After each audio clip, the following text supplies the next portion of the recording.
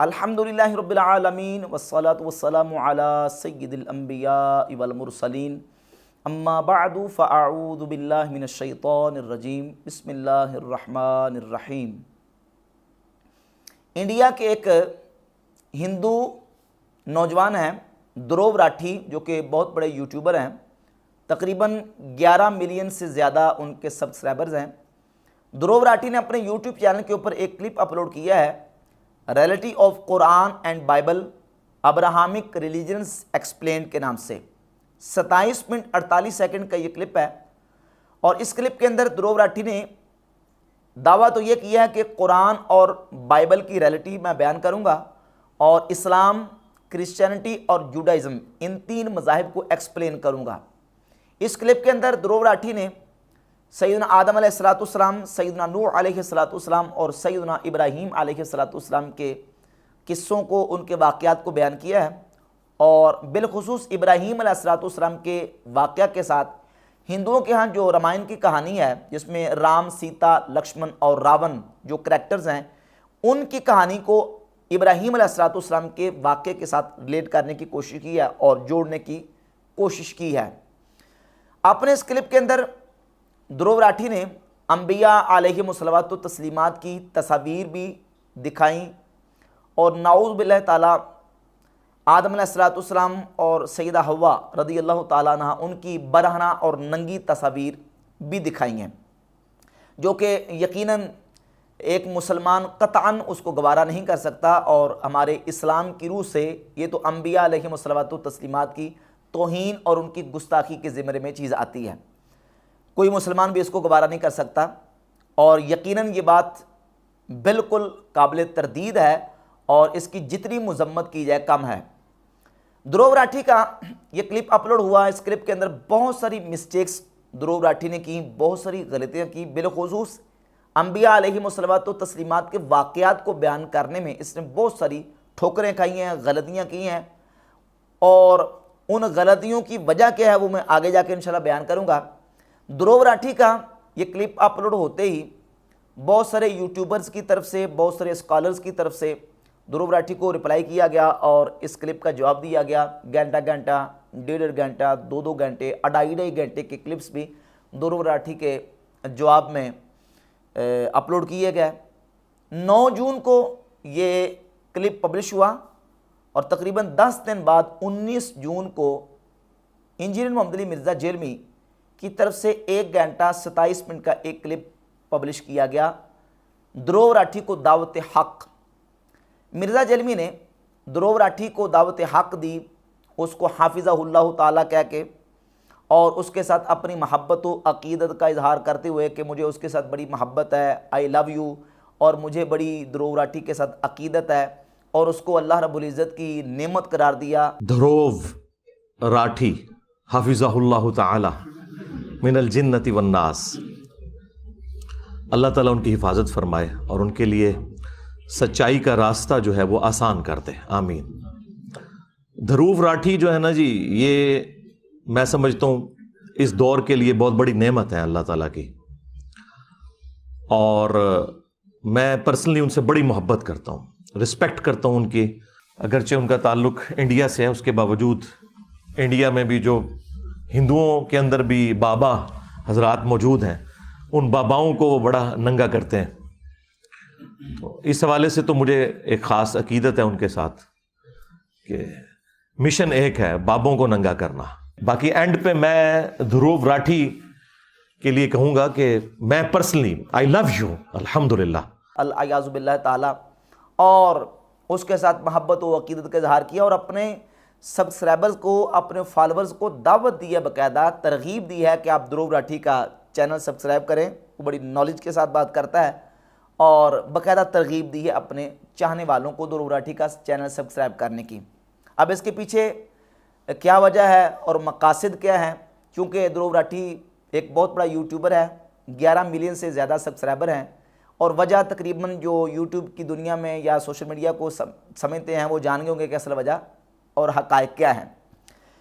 مرزا جیلمی نے چونکہ دھرو راٹھی کی مسٹیکس کو بھی اس میں بیان کیا ہے، چونکہ مرزا جیلمی یہ سمجھتا ہے کہ اس کے پاس رائٹ ہے کہ وہ کوئی بندہ غلطی کرتا ہے, کوئی مسٹیک کرتا ہے, تو مرزا جیلمی اس کی مسٹیک کو ہائی لائٹ کرے.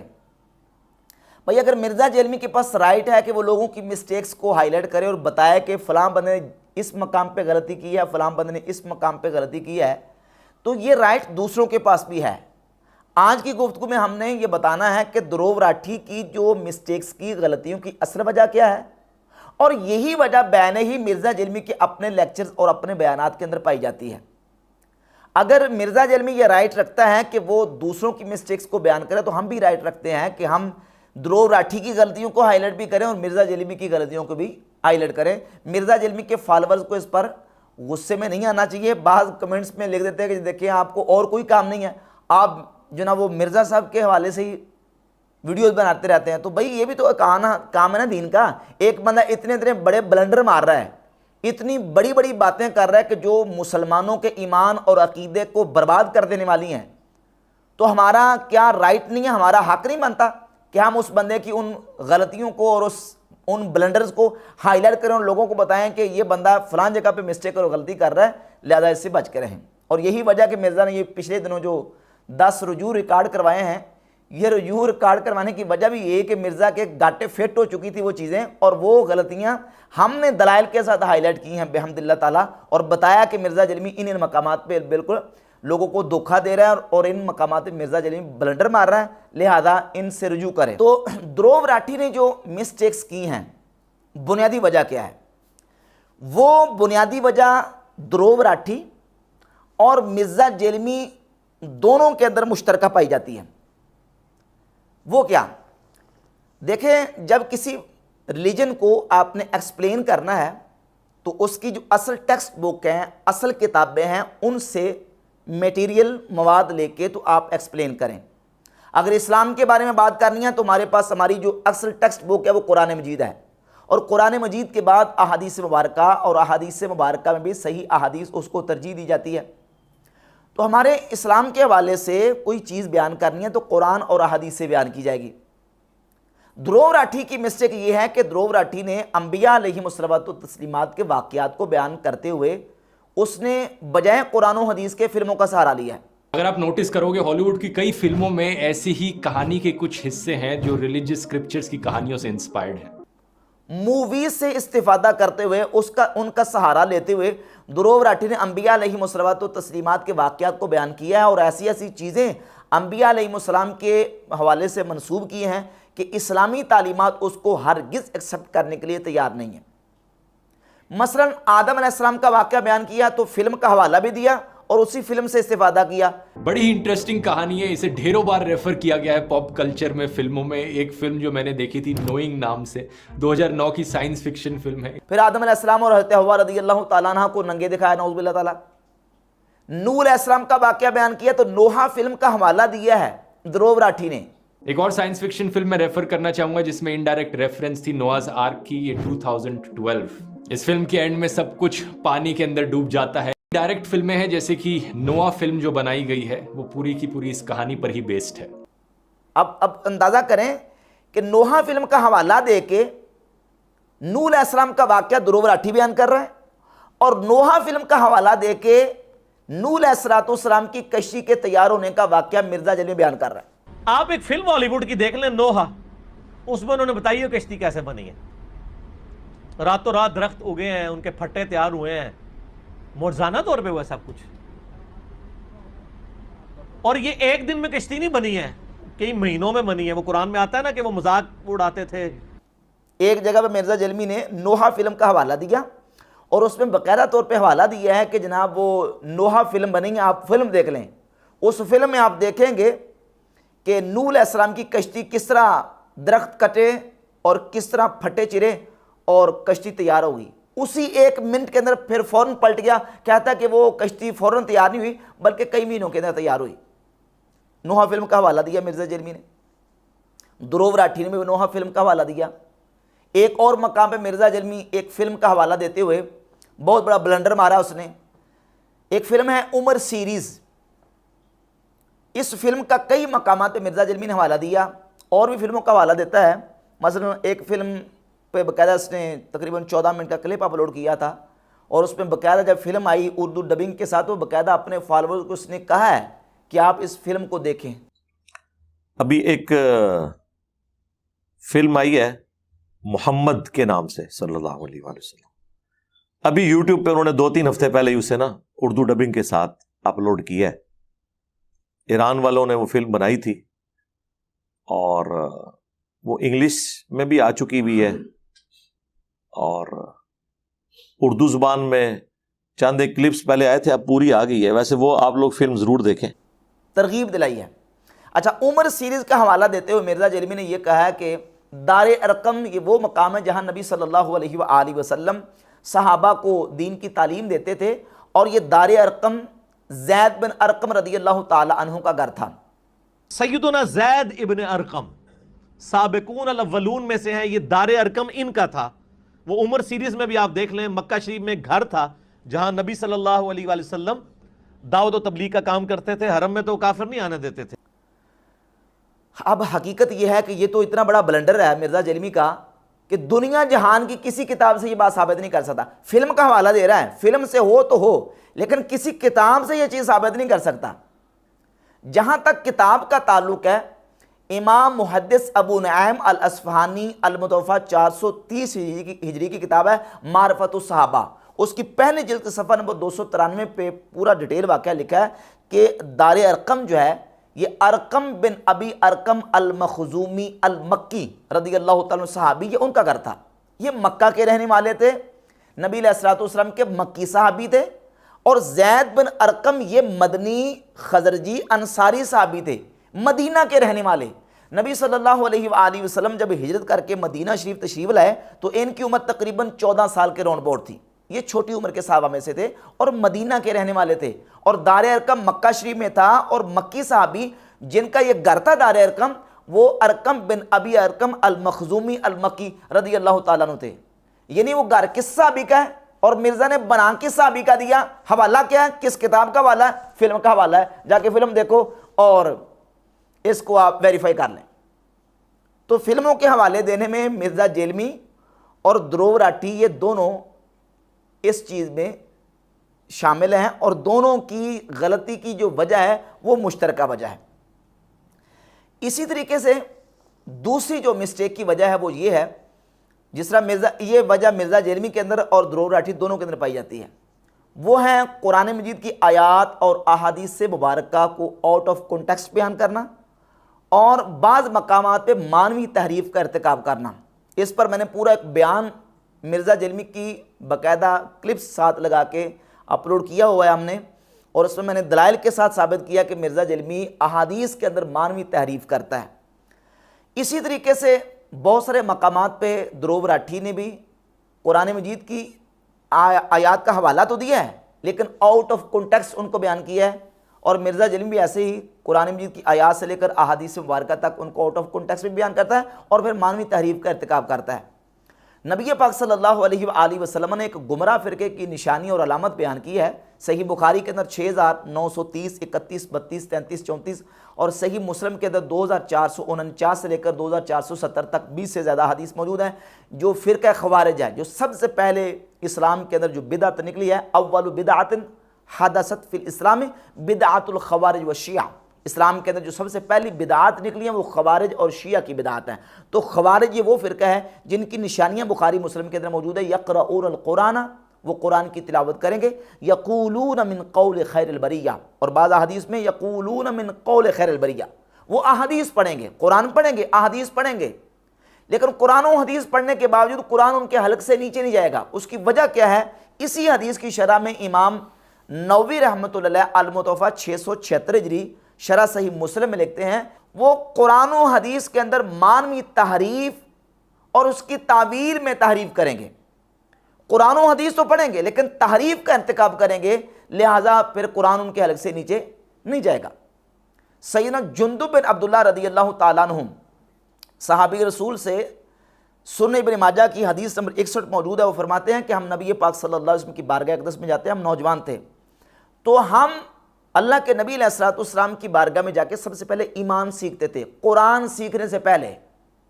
قرآن سیکھنے سے پہلے ایمان سیکھتے تھے، پہلے ایمان سیکھتے تھے پھر نبی کریم علیہ الصلوۃ والسلام سے قرآن سیکھتے تھے، اور یہی صحابہ کرام علیہم رضوان کا معمول تھا، اور نبی پاک علیہ الصلوۃ والسلام کا یہ منصب اللہ نے بیان کیا ہے، یعلمہم الکتاب والحکمہ، نبی صلی اللہ علیہ وآلہ وسلم حکمت کی کتاب کی اور حکمت کی تعلیم ارشاد فرماتے ہیں۔ تو صحابہ اکرام علیہم رضوان حضور سے قرآن سیکھتے تھے، اور جس طرح قرآن سرکار سکھاتے تھے اس طرح صحابہ اس کا مطلب لیتے تھے۔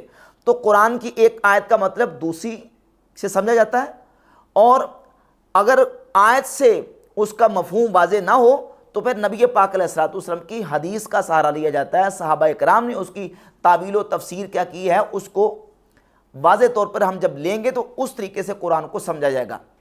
اب مرزا نے تو باقاعدہ ترغیب دی ہے کہ آپ جو ہے نا وہ دھرو راٹھی کے چینل کو سبسکرائب کریں، اور میں ہرگز یہ نہیں کہتا کہ آپ کو ریلیجن کے اوپر اور دین کے اوپر بات کرنے کی اجازت نہیں ہے، حق حاصل نہیں ہے، ہر بندہ حق رکھتا ہے، اور ترغیب دی ہے کہ ٹھیک ہے آپ دین کے اوپر بات کریں، اور اسی طریقے سے جس انداز سے یعنی گویا کہ جس انداز سے مسٹیکس کر رہے ہو، غلطیاں کر رہے ہو اور کیا سے کیا بنا کے پیش کر رہے ہو، اس طرح کرتے رہو تاکہ ہزاروں لاکھوں لوگوں کے ایمان برباد ہوتے رہیں، اور سادہ جو مسلمان ہیں وہ سن کے اپنا ایمان اور عقیدہ تباہ و برباد کرتے رہیں۔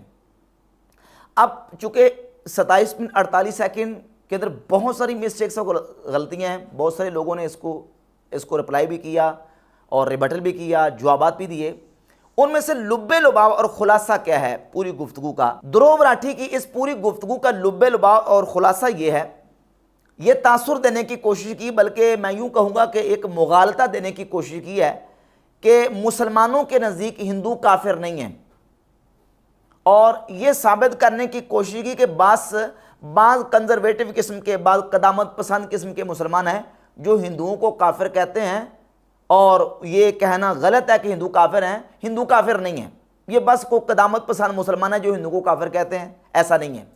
تو یہ کہنا کہ سارے مسلم سارے نان مسلمز کو کافر مانتے ہیں، یہ ایک بہت ہی غلط نوشن ہے۔ جو لوگ نفرت پھیلانا چاہتے ہیں ان لوگوں کے دوارا ایسی چیزیں پھیلائی جاتی ہیں۔ اس کو سن کر کچھ کنزرویٹو مسلمز، انفیکٹ کچھ کنزرویٹو ہندوز بھی کہتے ہیں کہ کیونکہ ہندو لوگ مورتیوں کی پوجا کرتے ہیں اس لیے مسلمانوں کے سامنے ہندوز کافر ہیں۔ تو دھرو راٹھی کا یہ مغالطہ سراسر اسلامی تعلیمات کی بیس اور بنیاد کے خلاف ہے۔ ہر مسلمان مومن جانتا ہے کہ ہماری شرع مطہر میں ہر غیر مسلم کافر ہے، چاہے وہ یہودی ہو، عیسائی ہو، چاہے وہ مجوسی ہو، مشرک ہو، بت پرست، جو بھی ہو۔ نبی پاک صلی اللہ علیہ وآلہ وسلم کی بعثت کے بعد جو حضور علیہ الصلوۃ والسلام کی نبوت اور رسالت کو نہیں مانتا اور مسلمان کلمہ پڑھ کے نہیں ہو جاتا، وہ ہماری شرع مطہر میں کافر ہے، مسلمانوں کا بچہ بچہ جانتا ہے۔ کفر کی تعریف یہ ہے تکذیب النبی صلی اللہ علیہ وآلہ وسلم فی بعض ما جاء به من عند ربہ، یعنی نبی کریم صلی اللہ علیہ وآلہ وسلم جو اپنے رب عز و جل سے لے کے آئے ہیں ان میں سے کسی چیز کی تکذیب کر دینا، اس کو جٹلا دینا، اس کو کفر کہا جاتا ہے، اور ایسا کرنے والا کافر ہے۔ اور خود نبی پاک صلی اللہ علیہ وآلہ وسلم نے ارشاد فرمایا، صحیح مسلم کی 386 نمبر حدیث ہے، حضور فرماتے ہیں والذی نفس محمد بیدہ لا یسمع بی احد من هذه الامة یہودی ولا نصرانی، اس ذات کی قسم جس کے دستے قدرت میں محمد صلی اللہ علیہ وآلہ وسلم کی جان ہے، جو بھی یہودی اور عیسائی اس امت میں سے یعنی امت دعوت میں سے میری تعلیمات کو سنیں اور ثم یموتو، اور وہ مر جائیں، وَلَمْ يُؤْمِن بِالَّذِي أُرْسِلْتُ بِهِ، اور جو میں لے کے آیا ہوں، جو مجھے دے کے بھیجا گیا اس پر ایمان نہیں لاتا، اس پر ایمان نہیں لایا، إِلَّا كَانَ مِنْ أَصْحَابِ النَّارِ، حضور فرماتے ہیں وہ جہنمی ہیں۔ حضور نبی کریم علیہ الصلوۃ والسلام کی تعلیمات سننے کے بعد جو حضور اللہ سے لے کے آئے، سننے کے باوجود بھی کوئی یہودی عیسائی اس پر ایمان نہیں لاتا، تو وہ کیا ہے؟ وہ من اصحاب النار، وہ جہنمی ہے، وہ کافر ہے، وہ مومن کسی صورت میں نہیں ہو سکتا۔ تو جناب وہ دھرو راٹھی کا یہ کہنا کہ صرف چند کنزرویٹو قسم کے مسلمان ہیں کہ جو ہندوؤں کو کافر کہتے ہیں، ادروائز ایسا نہیں ہے، یہ بالکل غلط ہے۔ یہ بالکل اسلام کی تعلیمات کے سراسر خلاف ایک مغالطہ دینے کی کوشش کی ہے۔ ہندو مسلمانوں کے نزدیک بالکل پکے ٹھکے کافر ہیں، کیونکہ وہ مورتیوں کی بتوں کی پوجا کرتے ہیں۔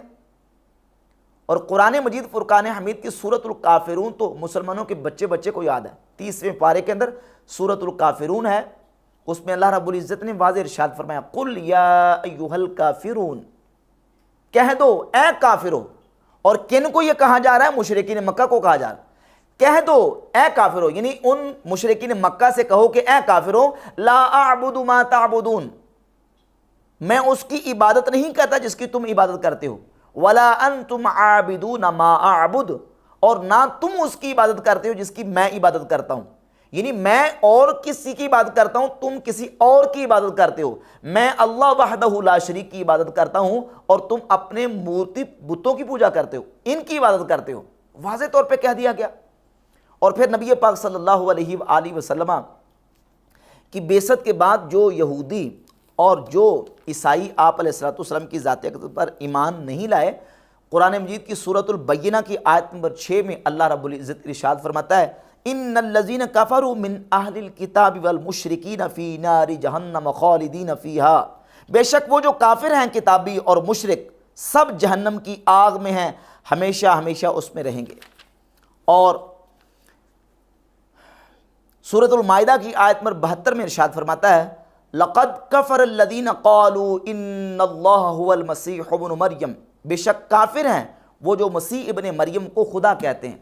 جو عیسیٰ ابن مریم کو خدا کہنے والے ہیں ان کو بھی قرآن نے کافر کہا, اہل کتاب کو قرآن نے کافر کہا, اور جو مورتی اور بتوں کی پوجا کرتے ہیں ان کو قرآن نے کافر کہا. اور مسلمانوں کا اجماع اور اتفاق ہے کہ ہماری شرع مطہر میں نبی پاک علیہ السلام کی بعثت کے بعد جو حضور علیہ السلام کی ذات اقدس پر ایمان نہیں لایا وہ تمام کے تمام کافر ہیں, چاہے یہودی ہو یا عیسائی یا مشرک یا مجوسی. اور ایسے کافر ہیں کہ جو ان کو کافر نہ مانے وہ خود کافر ہے. تو ایک بہت بڑا مغالطہ تھا, سمجھے کہ پوری تقریر کا اور پورے جو کلپ تھا اس کا لب لباب اور خلاصہ دروب راٹھی نے یہ بیان کیا ہے. اور اس کے علاوہ قرآن مجید کی ایک اور آیہ مبارکہ اللہ رب العزت ارشاد فرماتا ہے ان الذین یکفرون باللہ ورسولہ, بے شک وہ لوگ جو کفر کرتے ہیں اللہ اور اس کے رسول کے ساتھ, وَيُرِيدُونَ أَن يُفَرِّقُوا بَيْنَ اللَّهِ وَرُسُولِهِ, اور چاہتے ہیں کہ اللہ اور اس کے رسولوں کے درمیان تفریق ڈال دیں. وَيَقُولُونَ نُؤْمِنُ بِبَعْضٍ, اور وہ کہتے ہیں کہ ہم بعض پر ایمان لاتے ہیں, وَنَكْفُرُ بِبَعْضٍ, اور بعض کا انکار کرتے ہیں. وَيُرِيدُونَ أَن يَتَّخِذُوا بَيْنَ ذَلِكَ سَبِيلًا, اور وہ چاہتے ہیں کہ اس کے درمیان کو رستہ بنا لیں. اولئک هم الکافرون حقا, یہ پکے کافر ہیں. وَأَعْتَدْنَا لِلْكَافِرِينَ عَذَابًا مُهِينًا, اور ہم نے کافروں کے لیے رسوا کر دینے والا عذاب تیار کر رکھا ہے. یہ آیات بالکل واضح بتاتی ہیں کہ یہ تمام کے تمام ہندو ہوں, یہودی ہوں, سکھ ہوں, عیسائی ہوں, وہ اسلام کی نظر میں کافر ہیں. جب اس ساری تفصیل سے یہ بات بالکل واضح ہو گئی کہ جتنے غیر مسلم ہیں وہ شرع مطہر میں کافر ہیں, تو ظاہر ہے ہندو بھی کافر ہیں, اس پہ کوئی شک و شبہ کی 1% بھی گنجائش نہیں ہے. اور دروب راٹھی جو ہندو نوجوان ہے وہ مسلمانوں کے نزدیک کافر ہے. اب کفار کے بارے میں بالخصوص وہ جو کافر حربی ہیں, جو کافر ذمی نہیں ہیں, کافر حربی کے بارے میں ہمیں اسلام کیا تعلیمات دیتا ہے؟ کیا کسی کافر کے بارے میں اس طرح کی سٹیٹمنٹ دی جا سکتی ہے کہ میں اس کافر سے محبت کرتا ہوں, وہ کافر اللہ کی نعمت ہے اور وہ کافر اس کے ساتھ میری بڑی عقیدت ہے, اور آئی لو یو کسی کافر کو کہا جا سکتا ہے, بالخصوص کسی کافر حربی کو, چاہے وہ کافر حربی بالفعل ہو یا حربی بالقوہ ہو؟ دھروو راٹھی حفظہ اللہ تعالی من الجنت والناس, اللہ تعالیٰ ان کی حفاظت فرمائے اور ان کے لیے سچائی کا راستہ جو ہے وہ آسان کر دے, آمین. دھروو راٹھی جو ہے نا جی, یہ میں سمجھتا ہوں اس دور کے لیے بہت بڑی نعمت ہے اللہ تعالیٰ کی, اور میں پرسنلی ان سے بڑی محبت کرتا ہوں, رسپیکٹ کرتا ہوں ان کی. اگرچہ ان کا تعلق انڈیا سے ہے, اس کے باوجود انڈیا میں بھی جو ہندوؤں کے اندر بھی بابا حضرات موجود ہیں, ان باباؤں کو وہ بڑا ننگا کرتے ہیں. تو اس حوالے سے تو مجھے ایک خاص عقیدت ہے ان کے ساتھ کہ مشن ایک ہے, بابوں کو ننگا کرنا. باقی اینڈ پہ میں دھروو راٹھی کے لیے کہوں گا کہ میں پرسنلی آئی لو یو, الحمدللہ. کیا کہا جا سکتا ہے؟ قرآن ہمیں اس سلسلہ میں کیا ہماری رہنمائی کرتا ہے اللہ رب العزت نے متعدد مقامات پہ قرآن مجید فرقان حمید کے اندر کفار کے حوالے سے احکامات بیان کیے ہیں، اور اللہ رب العزت کی بارگاہ میں کافر کتنے مبغوض ہیں، کافر خدا کے دشمن ہیں، اور کافروں پر اللہ رب العزت کی لعنت ہے۔ یہ تمام آیات آپ پڑھ کے دیکھ لیں، کافروں کے ساتھ اس طرح کی محبت اور مودت کی قطعاً اسلام ہمیں اجازت نہیں دیتا۔ چند آیات میں آپ کے سامنے اس کے ریفرنس پیش کر دیتا ہوں۔ سورۃ الاحزاب کی آیت نمبر 64 میں اللہ رب العزت فرماتا ہے ان اللہ لعن الکافرین وَأَعَدَّ لَهُمْ سَعِيرًا، بے شک کافروں پر اللہ نے لعنت فرمائی اور ان کے لیے بڑکنے والی آگ تیار فرمائی ہے۔ سورہ آل عمران کی آیت نمبر 32 میں فرماتا ہے فَإِنَّ اللَّهَ لَا يُحِبُّ الْكَافِرِينَ، پس بے شک اللہ کافروں سے محبت نہیں رکھتا۔ سورۃ البقرہ کی آیت نمبر 98 میں فرمایا فَإِنَّ اللَّهَ عَدُوٌّ لِلْكَافِرِينَ، پس بے شک اللہ کافروں کا دشمن ہے، کافروں کو دشمن رکھتا ہے۔ اور سورۃ المائدہ کی آیت نمبر 80 میں فرمایا تَرَىٰ كَثِيرًا مِّنْهُمْ يَتَوَلَّوْنَ الَّذِينَ كَفَرُوا لَبِئْسَ مَا قَدَّمَتْ لَهُمْ أَنفُسُهُمْ، تم بہت سے ان میں سے دیکھو گے جو کافروں کے ساتھ دوستی لگاتے ہیں، بہت برا ہے جو انہوں نے آگے بھیجا، ان سخط اللہ علیہم، اللہ کی ان پر ناراضگی ہے، وفی العذاب ہم خالدون، اور وہ عذاب میں ہمیشہ رہیں گے۔ سورہ توبہ آیت 23 میں فرمایا یا ایھا الذین آمنوا لا تتخذوا آباءکم واخوانکم اولیاء ان استحبوا الکفر علی الایمان، اے ایمان والو اگر تمہارے باپ تمہارے بھائی وہ ایمان کے مقابلے میں کفر کو پسند کریں تو ان سے دوستی مت لگاؤ۔ اور سورہ المجادلہ کی آیت نمبر 22 میں فرمایا لا تجد قوما یؤمنون باللہ والیوم الآخر، تم نہیں پاؤ گے کسی قوم کو جو اللہ اور آخرت پر ایمان رکھتی ہو، یوادون من حاد اللہ ورسولہ، جو اللہ اور اس کے رسول کے مخالفوں کے ساتھ محبت رکھے۔ یعنی مومن جو ایمان والے اللہ اور آخرت پر ایمان رکھتے ہیں وہ اللہ اور اس کے رسول کے مخالفین کے ساتھ کبھی محبت نہیں رکھ سکتے، کبھی ان کے ساتھ پیار نہیں رکھ سکتے۔ اور پھر آخری آیت مبارکہ سورۃ الممتحنہ کی آیت نمبر 4 میں اللہ رب العزت فرماتا ہے قد کانت لکم اسوۃ حسنۃ فی ابراہیم والذین معہ، تمہارے لیے ابراہیم اور ابراہیم کے ساتھیوں کی سیرت میں اسوہ حسنہ ہے۔ اذ قالوا لقومہم، جب انہوں نے اپنی قوم سے کہا انا براء منکم، بے شک ہم تم سے بری و ذمہ ہیں، ومما تعبدون من دون اللہ، اور جن کی تم اللہ کے علاوہ عبادت کرتے ہو ہم ان سے بری ہیں۔ کفرنا بکم، ہم نے تمہارا انکار کیا، وبدا بیننا وبینکم العداوۃ والبغضاء ابدا، ہمارے اور تمہارے درمیان ہمیشہ کے لیے عداوت اور دشمنی ہے، حتیٰ تؤمنوا باللہ وحدہ، حتیٰ کہ تم اللہ وحدہ پر ایمان لے آؤ۔ یعنی جب تک تم اللہ وحدہ پر ایمان نہیں لاتے ہم تمہارے ساتھ محبت نہیں کر سکتے، تب تک ہمارے اور تمہارے درمیان دشمنی اور عداوت ہے جب تک تم اللہ پر ایمان نہیں لے آتے۔ اس کو اللہ رب العزت نے اسوہ حسنہ قرار دیا کہ تمہارے لیے ابراہیم اور ان کے ساتھیوں کی سیرت میں اسوہ حسنہ ہے، کامل نمونہ ہے۔ اور وہ کیا ہے کہ ابراہیم علیہ السلام اور ان کے ساتھیوں نے اپنی قوم سے کہا تھا کہ جب تک تم اللہ پر ایمان نہیں لے آتے تب تک تمہارے اور ہمارے درمیان دشمنی اور عداوت ہے۔ تو کافر کے ساتھ اللہ رب العزت دشمنی رکھتا ہے، اللہ کافر کو پسند نہیں کرتا۔ انبیاء علیہم الصلوۃ والتسلیمات کافروں کو ناپسند کرتے ہیں اور کافروں پر اللہ رب العزت کی لعنت ہے۔ اور الممتحنہ کی آیت نمبر 1 میں فرمایا یا ایھا الذین آمنوا لا تتخذوا عدوی وعدوکم اولیاء، اے ایمان والو میرے اور اپنے دشمنوں کو دوست مت بناؤ۔ یعنی کفار کو دوست بنانے سے منع کیا گیا۔ 20 آیات قرآن مجید کی جن سے یہ واضح ہوتا ہے کہ کافروں کے ساتھ دوستی لگانا، ان کے ساتھ محبت مودت اور ان کے ساتھ پیار کرنے کی مسلمانوں کو اجازت نہیں ہے۔ لیکن مرزا جلمی کس انداز سے آئی لو یو بھی کہہ رہا ہے اور محبت اور عقیدت کا اظہار کر رہا ہے۔ اور پھر مرزا جلمی نے اپنے اس کلپ کے اندر اللہ رب العزت کے لیے لفظ بغوان کہنے کو جائز قرار دیا، राठी ने उसमें ये भी बात की कि मैं अपनी पूरी वीडियो के अंदर जहां कहीं भी गॉड का लफ्ज यूज करूं या खुदा का लफ्ज यूज करूं या भगवान का लफ्ज इस्तेमाल करूं या अल्लाह का लफ्ज इस्तेमाल करूं तो ये सब के सब अल्फाज एक ही हस्ती की तरफ इशारा करेंगे, क्योंकि ये एक ही हस्ती के मुख्तलिफ नाम है मुख्तलिफ रिलीजन्स के अंदर।